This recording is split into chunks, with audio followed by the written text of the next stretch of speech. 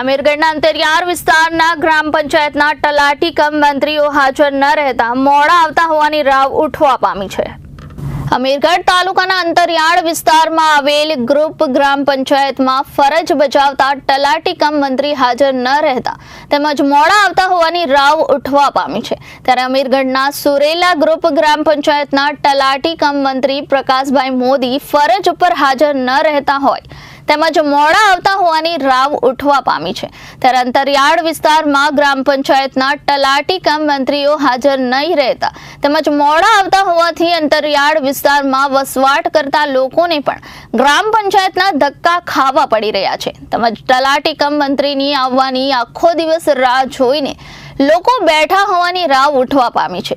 ત્યારે અમીરગઢ તાલુકાના સુરેલા ગ્રુપ ગ્રામ પંચાયતના તલાટી કમ મંત્રી પ્રકાશભાઈ મોદી ફરજ ઉપર હાજર ન રહેવા તેમજ મોડા આવતા હોવાની રાવ ઉઠવા પામી છે।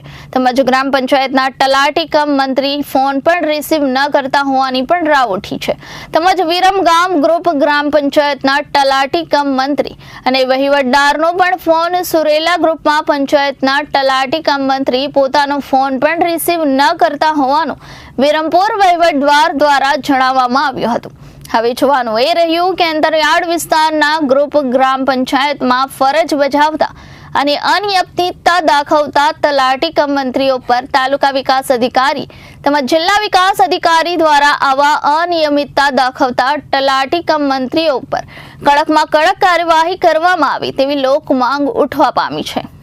રિપોર્ટર ભરત પટેલ, જનાદેશ ન્યૂઝ, બનાસકાંઠા।